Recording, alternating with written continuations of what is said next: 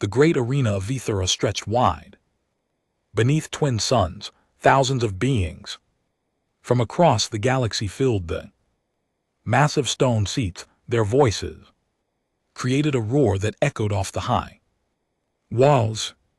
This was the centennial tournament held once every 100 years. Warriors came from every corner of known space to prove their strength in the royal viewing box high above the arena floor. Princess Nari sat beside her mother, Queen Myra. Nari wore silk robes of deep purple, and jewels sparkled in her dark hair. She sipped wine from a crystal glass and laughed with her attendants. The tournament had been entertaining so far. Giant warriors had crushed smaller ones. Energy weapons had lit up the arena in brilliant colors. Blood had been spilled on the sand below. Next fighter, the announcer's voice boomed across the arena from the planet Earth, representing humanity, Captain Jinho. Door opened at the far end of the arena. A figure walked out into the bright sunlight. Nari leaned forward to look. Then she burst into laughter. The human was unremarkable in every way. He stood perhaps 6 feet tall, which was small compared to most warriors in the tournament. His skin was tan and weathered. Dark hair was cut short and practical. He wore no fancy armor, just plain gray combat clothing that looked old and worn. At his belt hung a simple knife. No energy shield, no plasma rifle, nothing that marked him as a serious fighter. A human, Nari said, loudly enough for everyone in the royal box to hear. They let a human into this tournament. She turned to her attendants, who giggled along with her. Those weak creatures who can barely survive on their own little planet. This will be over in seconds. One of her attendants nodded eagerly. I heard humans break easily, Your Highness. Their bones are so fragile, and they are so slow. Another added, no natural armor at all. Nari took another sip of wine. This is almost unfair. Who is he fighting? The announcer's voice rang out. Again, his opponent, Vexathor the Unbreakable. The crowd roared with excitement. From the opposite door, a massive shape emerged. Vexathor was a crystalline warrior, his body made of living stone that sparkled in the sunlight. He stood 12 feet tall and was almost as wide. Each step he took made the ground shake. His arms were thick as tree trunks, and his fists could crush metal. Nari clapped her hands together. Oh, this is perfect. The human will be paced on the arena floor. She glanced at her mother. Queen Mi sat very still, her face calm. Her eyes were fixed on the human fighter below. She said nothing. The bell rang to start the match. Vexathor charged forward like a boulder rolling downhill. His massive feet pounded the sand. The crowd cheered. Nari leaned forward, eager to see the human crushed, but Jinho did not run. He did not panic. He simply moved to the side at the last possible moment. Vexathor's fist smashed into the ground where Jinho had been standing, creating a small crater. The human was already gone, circling around. Run, little human, Nari shouted, laughing. Run while you can. Vexathor swung again, a massive backhand that could have split a tree. Jinho ducked under it smoothly. The crystalline warrior was fast for his size, but Jinho was faster. He stayed just out of reach. Watching, studying, the fight continued. For 2 minutes, Vexathor attacked again and again. Each strike was powerful, enough to kill. Each strike missed. The crowd began to murmur in confusion. Some started to boo. Nari stopped laughing. Why doesn't he attack? Is he just going to run around like a coward. Then Jinho moved. He darted forward inside Vexther's reach. His knife flashed in the sunlight. He struck at the crystalline warrior's knee joint where two sections of living stone met, once, twice, 3 times in the same spot. Each strike was precise and fast. A crack appeared in the crystal. Vexther roared and swung down with both fists. Jinho rolled away. The crystalline warrior stomped forward, trying to crush the human under his massive feet, but Jinho was already behind him. The knife flashed again, this time striking the back of the same knee. The crack spread wider. Lucky strikes, Nari muttered. He got lucky. Vexther turned slower now. His knee was damaged. He charged again, but with less speed. Jinho waited until the last moment, then dove to the side as Vexther stumbled past, unable to stop his momentum. Jinho struck one more time. His knife drove deep into the crack. The sound was like breaking glass. Vexther's leg shattered. The massive warrior fell forward with a thunderous crash. He tried to stand, but the leg would not support him. He crashed down again. Jinho stood back, knife ready, and waited. Vexther could not rise. After a long moment, the crystalline warrior raised one hand in surrender. The arena fell silent. Then, slowly, the crowd began to cheer. Some were impressed, others were simply shocked. Betting tablets all across the arena were being frantically updated. In the royal box, Nari sat frozen, her wine glass halfway to her lips. That was he. Just Queen Meyer finally spoke, her voice quiet but clear. That was not luck, daughter. That was skill. That was patience. That was a warrior who knows how to fight, but he is just a human, Nari said weakly. Yes, her mother replied, still watching as Jinho walked calmly toward the exit. He is. Nari stared down at the small figure in gray combat clothes, the figure who had just defeated a warrior 3 times his size. Something uncomfortable stirred in her chest, but she pushed it away. One fight, she said firmly. Anyone can win. One fight. We will see how far this human really gets. But deep in the arena tunnels, as Jinho cleaned his knife, he smiled slightly. He had fought beings far more dangerous than Vexther. This tournament was just beginning. The royal palace of Velara was built from white stone that glowed in the evening light. Princess Nari walked quickly through the corridors, her attendants struggling to keep up. She was angry and confused. 3 more fights had passed, and the human had won them all. He had defeated a warrior with electric powers by staying grounded. He had beaten a shape shifter by marking it with colored powder. He had outlasted a berserker simply by avoiding attacks until the creature exhausted itself. Each victory was strange and unexpected. Each victory made Nari more frustrated. She burst into the military wing of the palace and found Commander Sunhai reviewing tactical displays. Sunhai was older than Nari, with scars on her face and arms from many battles. She looked up as the princess entered. Commander, Nari demanded, I need information about humans. Everything you have. Sunhai raised an eyebrow.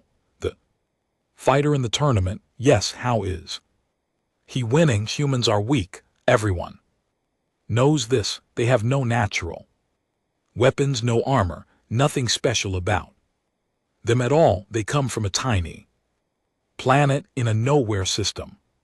So why is this one defeating warriors who should crush him easily? Commander Sunhai was quiet for a moment, then she gestured to a chair. Sit down, Your Highness. This Will take some time, Nari sat impatiently while Sunhai pulled up files. On her display screen, pages and pages of military records appeared, all marked with the symbol of Earth. Humans are not weak, Sunhai began. That is the first mistake people make. They look weak because they have no claws or fangs, but humans are from what we call a death world, planet that actively tries to kill everything living on it. Earth has extreme temperatures, it has predators everywhere, it has diseases and parasites and plants that poison, it has natural disasters that destroy entire regions.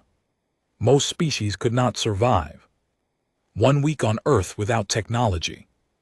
Sunhai brought up images of Earth. Nari saw massive storms, erupting volcanoes, and animals with huge teeth. Humans evolved in this environment. They are not built for strength or speed. They are built for something else, endurance. She pulled up a video. It showed a human runner chasing an animal across hot sand. The animal was faster and kept pulling ahead, but the human never stopped running. After hours, the animal collapsed from exhaustion. The human was still running. Humans are persistent hunters, soon he explained. They can run for days. They can survive injuries that would kill other species. Their bodies are designed to keep going no matter what. Nari shook her head, but endurance does not win fights. Strength wins fights, does it? Sunhai asked. She pulled up more files. Humans have been at war with each other for their entire history. They have fought over land, resources, ideas, and things we cannot even understand. They have hundreds of words in their languages just for different types of war. The screen showed battle after battle, humans fighting with primitive weapons, humans fighting with advanced weapons, always fighting. They are the only species we know, Sunhai continued, that weaponized the atom before they achieved space flight. They built bombs that could destroy their own cities. They pointed these weapons at each other, and somehow they survived themselves. Nari felt cold despite the warm palace air. Why are you telling me this? Because you asked about the human in the tournament. That fighter, Captain Jinho, is a veteran of the border wars. Do you know about the border wars, Princess? Little. That was 30 years ago when the Krexith horde invaded. Yes, the Krexith had conquered 12 systems. They were unstoppable. Then they reached human-protected space. Sunhai's expression grew dark. The humans lost 70% of their military fleet in the first week. Any other species would have surrendered. Humans, they kept fighting. She showed footage of damaged human ships attacking much larger Krexith vessels. They rebuilt ships from scrap. They sent soldiers on suicide missions to board enemy vessels. They fought in hard vacuum and extreme radiation conditions no other species would tolerate, and they won. Not because they were stronger or had better weapons, but because they refused to stop. Nari stared at the screen. She saw human soldiers in damaged armor still fighting. She saw ships barely holding together, still firing weapons. She saw wounded humans dragging themselves forward to keep fighting. Your mother was there, Sunhai said quietly. Quemi commanded the Veltari forces that fought alongside the humans. She saw what they could do. She learned to respect them. Before Nari could respond, the door opened. Queen Mi herself entered the room. Both Nari and Sunhai stood immediately. So my daughter is finally learning. Mary said. She looked tired. I heard You laughing during that human's first fight, Nari. I heard you mock him, Nari. Felt her face grow hot. Mother, I did not know. You did not know because you never asked. You assumed, you judged. Based on appearance, Meyer walked to the display screen and touched it. A new image appeared. It was Jinho, much younger, wearing military armor. The armor was covered in burn marks and dents. This is Captain Jinho during the Proxima siege. His unit was trapped on a station for 40 days. No supply line, no reinforcements. 95% of his unit died. He survived by doing what humans do best. He kept going when everyone else had given up. Nari looked at the young face. In the image, the same dark eyes, the same quiet intensity, but this Jinho was covered in blood and dirt, standing among ruins. He has 17 medals for valor. Mir continued. He has saved more lives than you have years, daughter. And you laughed at him because he looked small and carried only a knife. I am sorry. Mother, do not apologize to me. You will have a chance to apologize to him soon. Enough. Meyer turned to leave, then paused. The tournament continues. Tomorrow, Captain Jinho has reached the semifinals. I suggest you watch carefully. You might learn something about what real strength looks like. After her mother left, Nari sat in silence. Commander Sununhi returned to her work, saying nothing. The images on the screen kept playing. Humans fighting. Impossible odds. Humans surviving. Terrible wounds. Humans refusing to quit. That night, Nari could not sleep.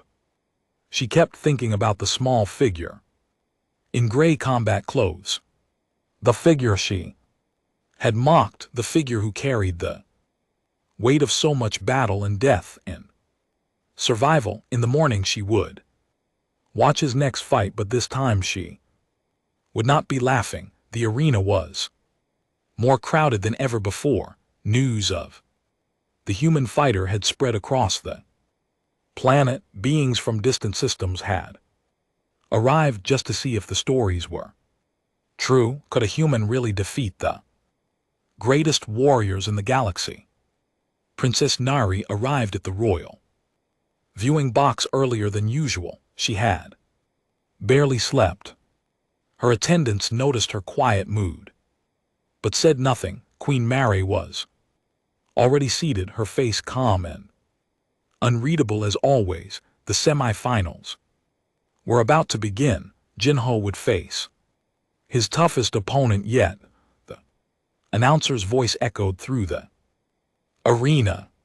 From Earth, the human who has shocked us all, Captain Jinho. The crowd roared. Some cheered, some booed. Everyone had an opinion about the human.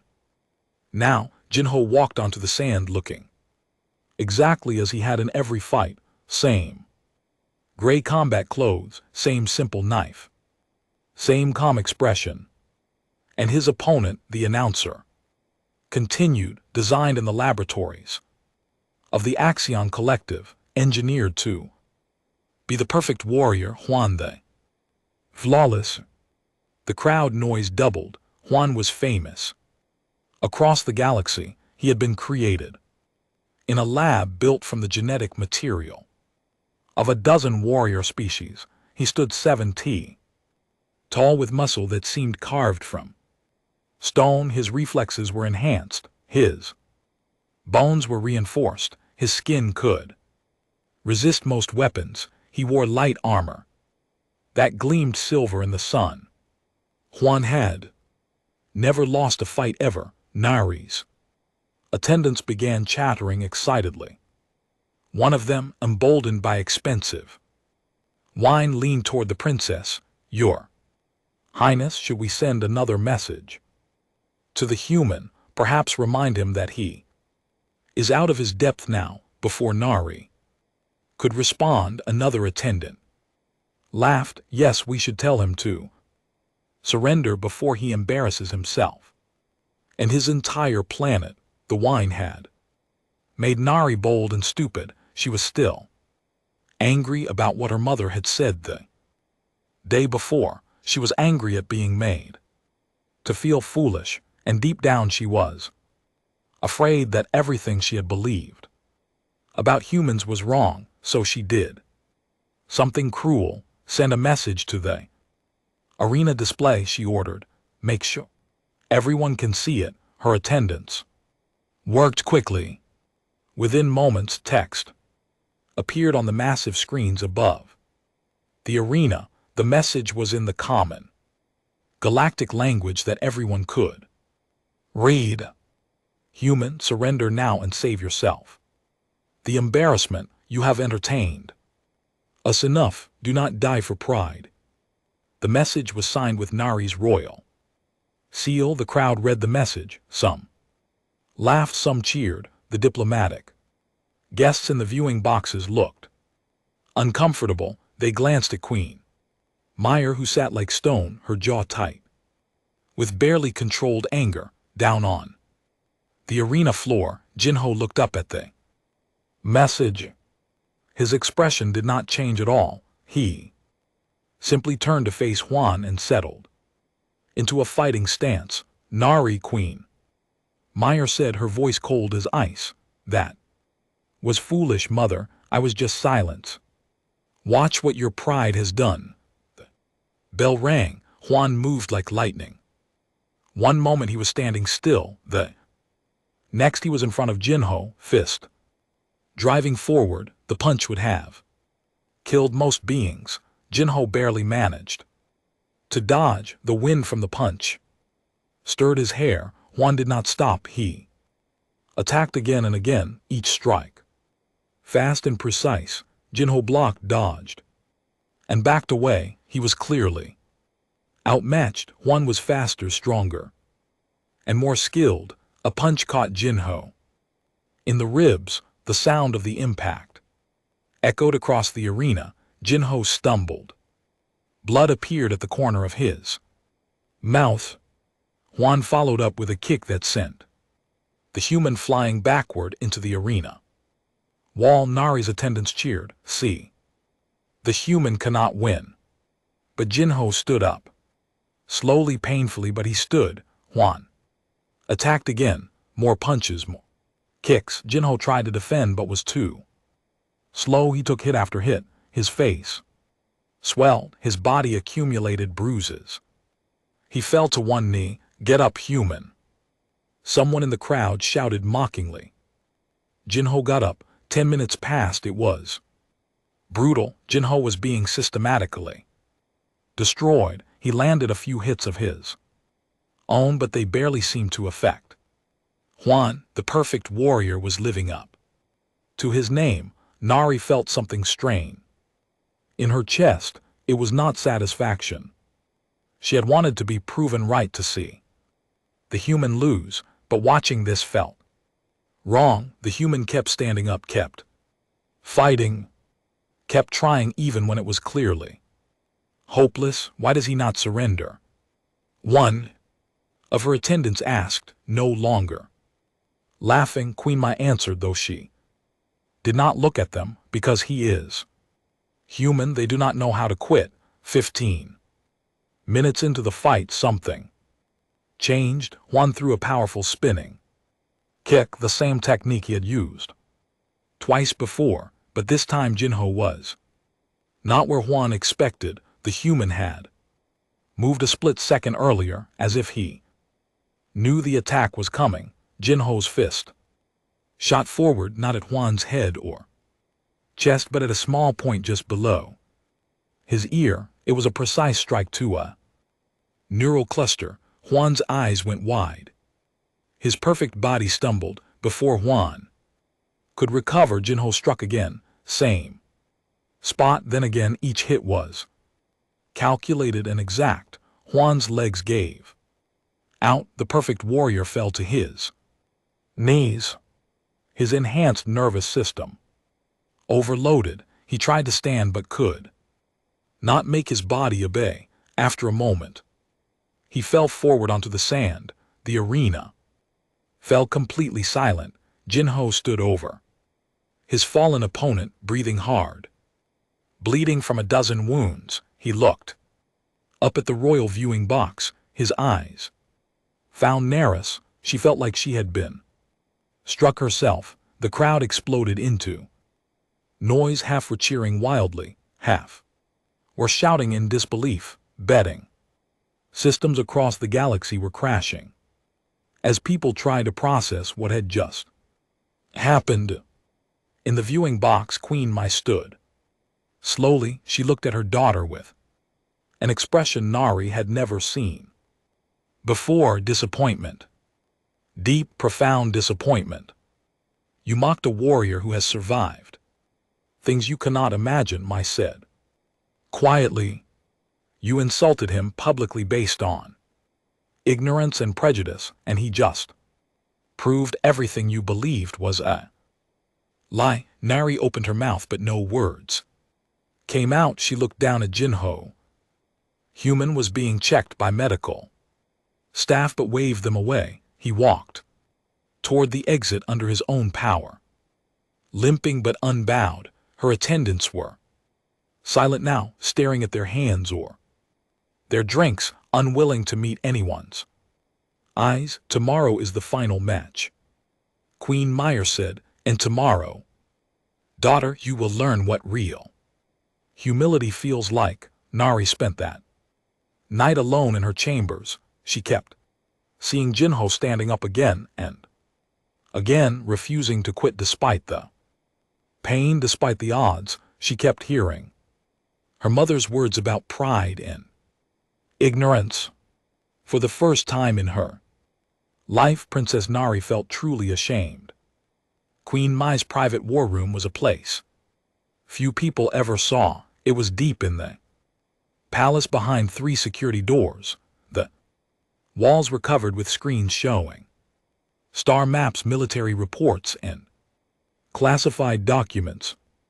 This was where the real work of ruling happened, away from the fancy throne room and public ceremonies. Princess Nari had never been allowed inside before. Now she stood in the center of the room, feeling very small. Her mother had summoned her early in the morning.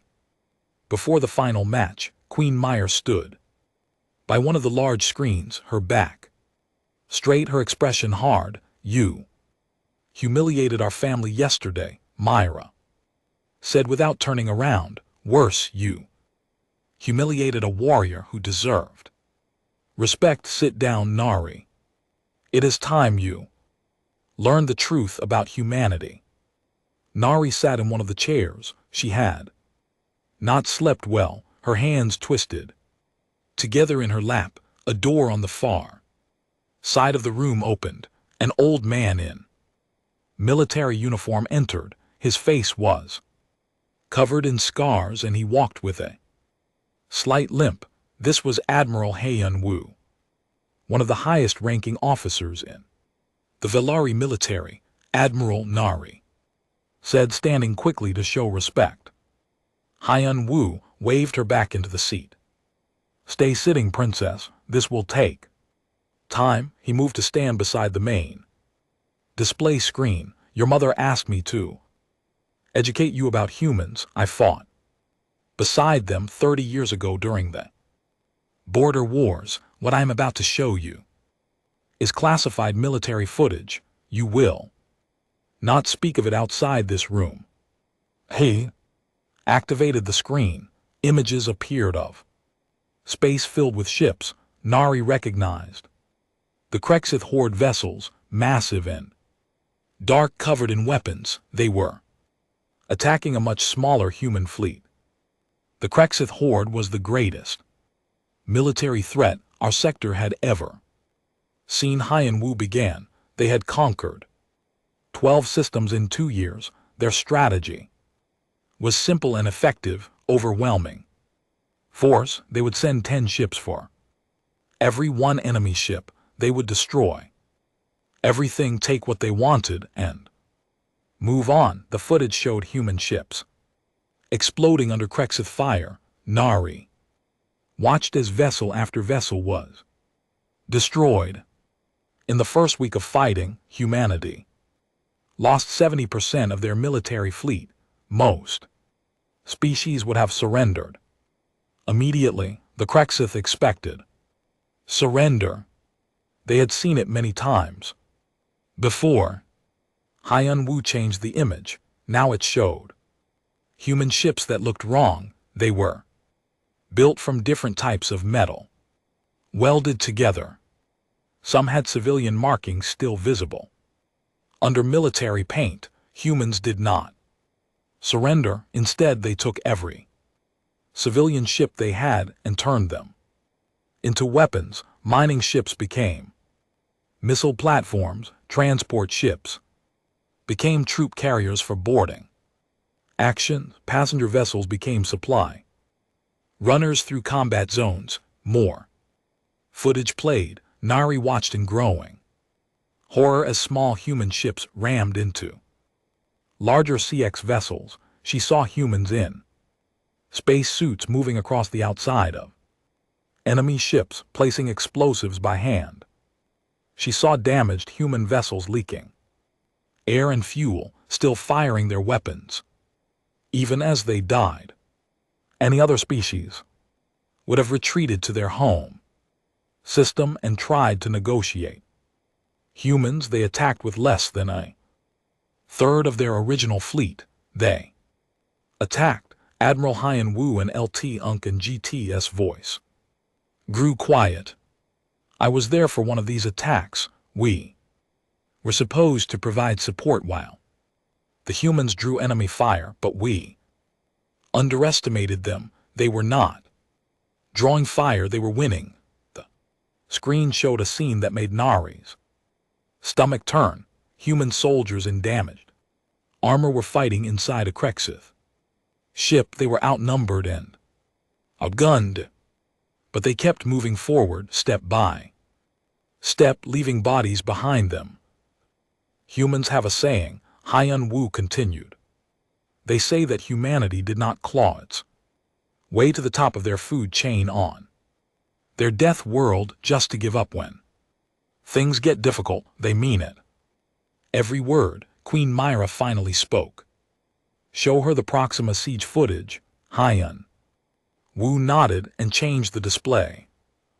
Space station appeared, surrounded by enemy ships. This was a human mining station. 3,000 people lived there. The Kazith surrounded it and demanded surrender. The humans refused. 3,000 civilians. Nari asked, why would they refuse? Because there were also 200 human soldiers on that station, My answered, including a young captain named Jinho.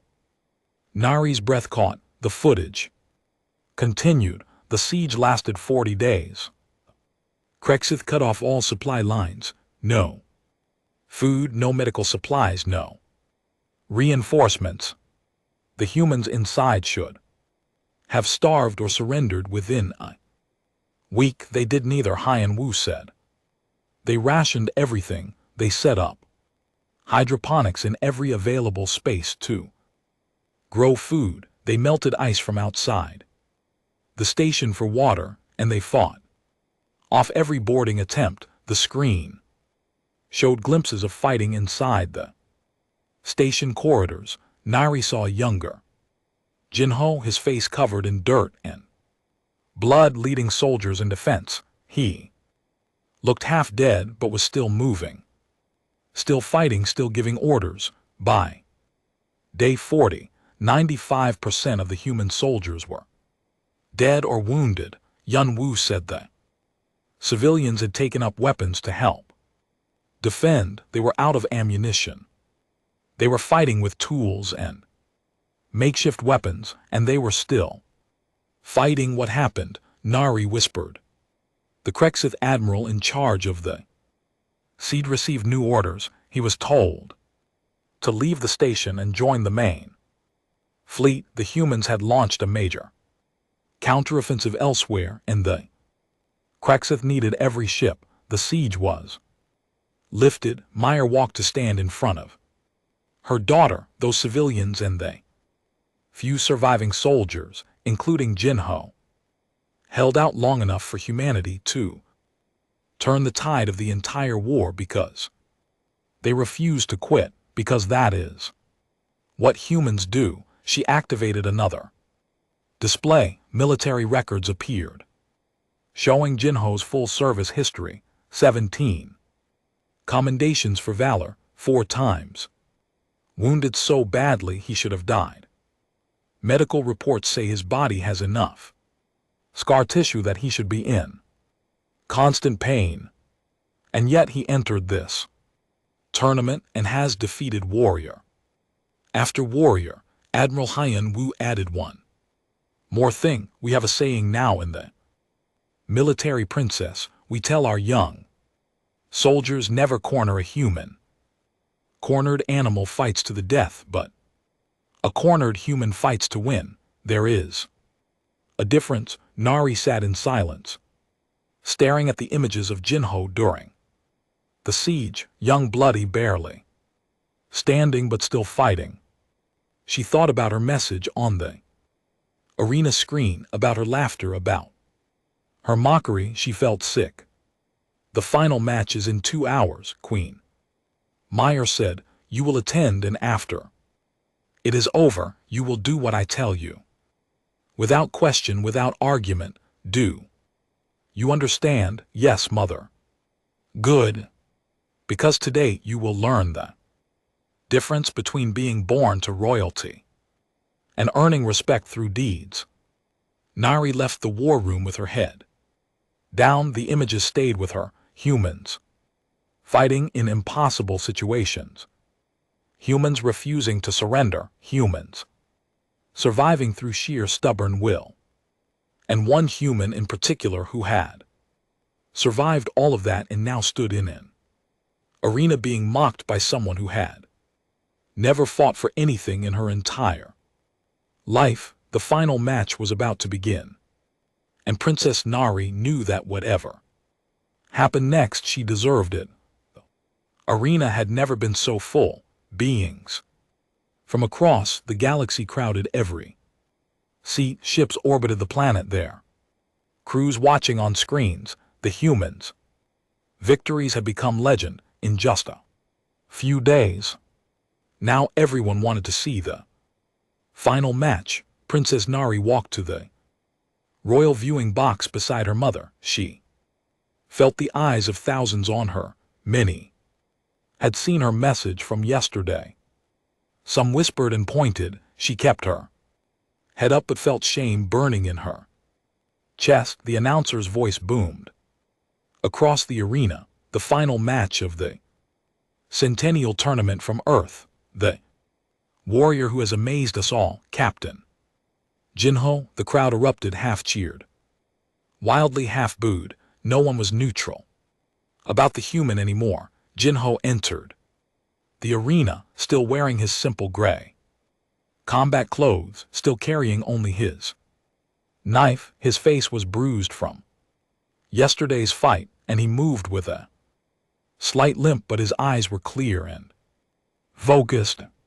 And his opponent, the noble warrior of Corfax, defender of 3 systems, undefeated in 200 battles, the Honorable Day, entered from the opposite side. He was tall and powerful, his blue skin marked with warrior tattoos. He carried a long blade that hummed with energy, unlike many of Jinho and LT Unk and GT's previous opponents. Dean showed no arrogance. He approached the center of the arena with respect in every movement.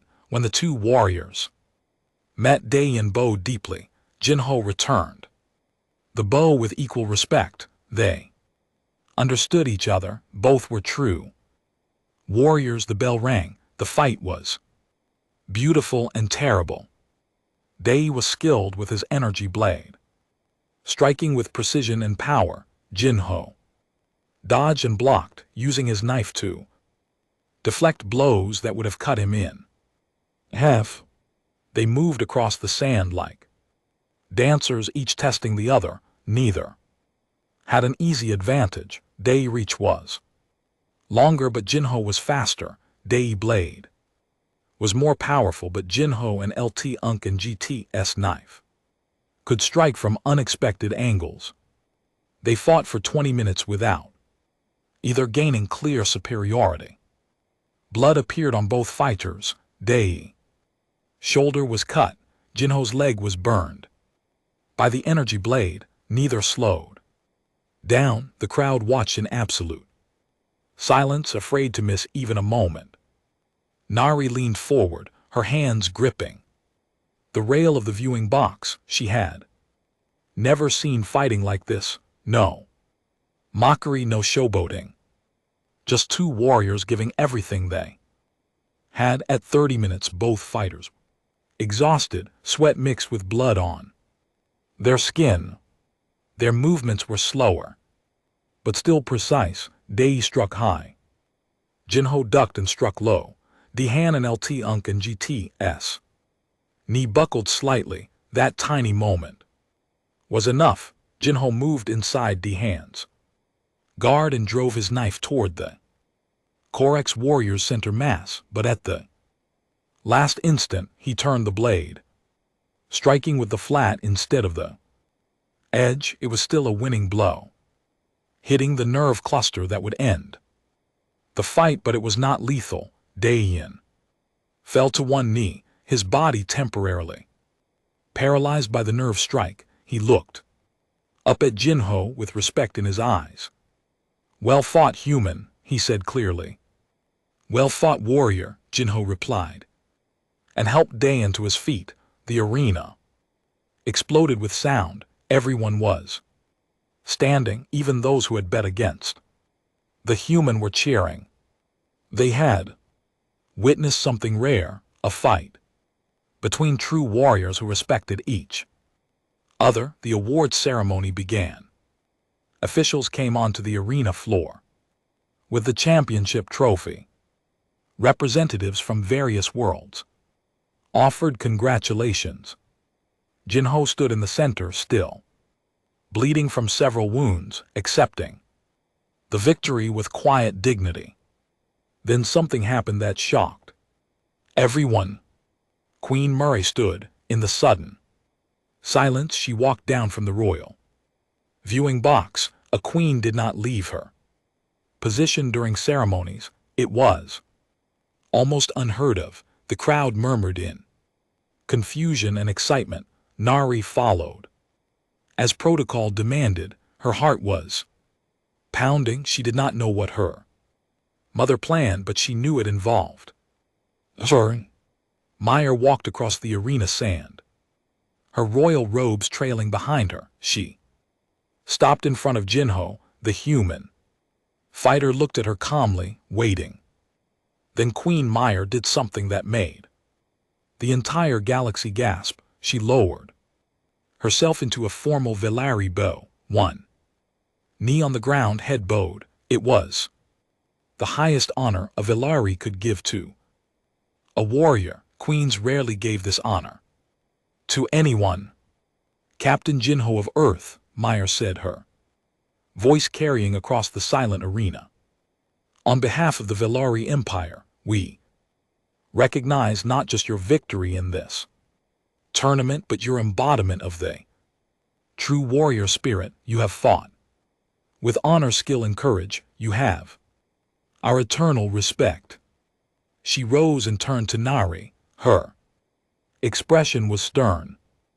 "Daughter, you insulted this warrior. You mocked him based on ignorance and prejudice. You displayed behavior unworthy of our family and our people. Kneel before him now."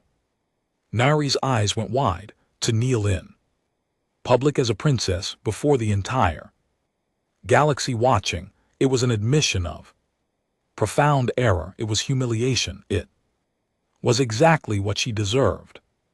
"Mother," she started to say, "kneel."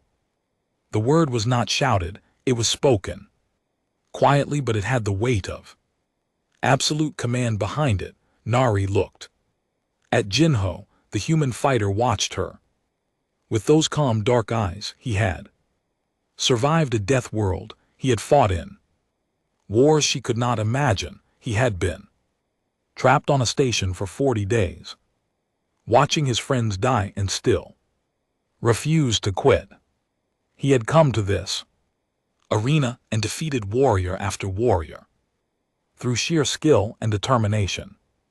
And she had laughed at him, called him weak, told him to surrender. Slowly, Nari lowered herself to one knee. She bowed her head, her voice shook slightly.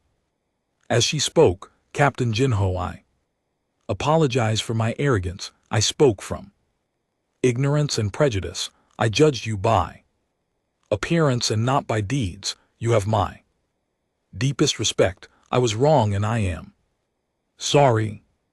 The arena was absolutely silent.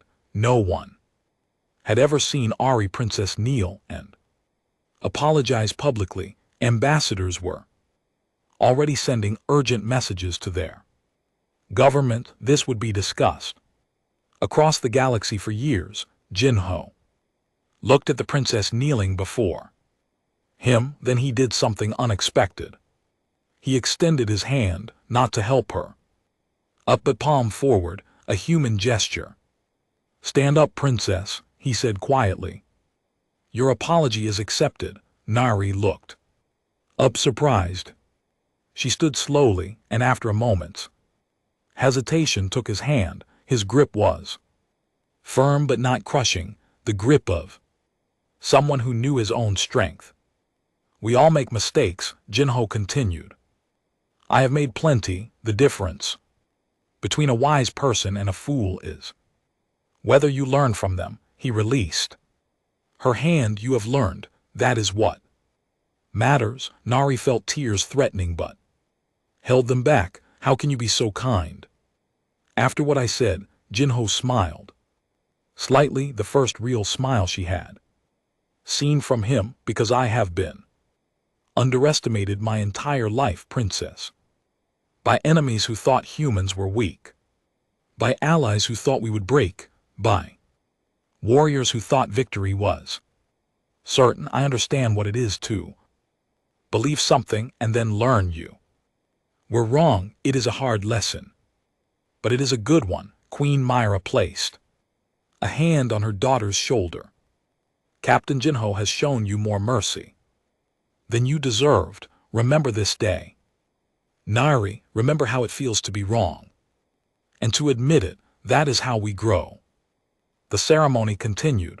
Jinho received his trophy and his prize. The crowd cheered, but the moment that everyone would remember was not the victory. It was the sight of a princess kneeling and a human warrior showing mercy. 3 years later, when the Krexith horde returned for another invasion, Princess Nari personally requested human military advisors.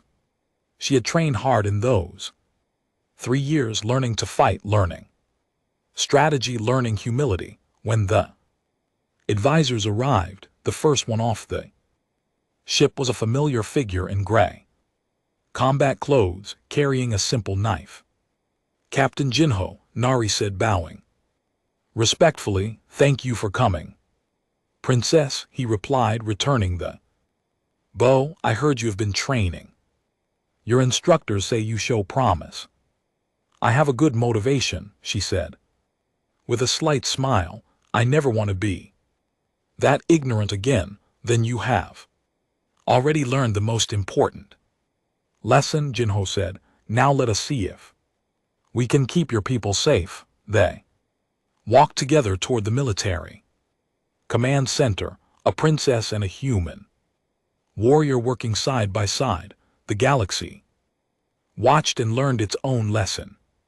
Never underestimate humanity. They come from a death world. They have survived themselves. They refuse to quit, and if you earn their respect, they will stand beside you against anything, even a horde that has conquered systems, even impossible odds, because that is what humans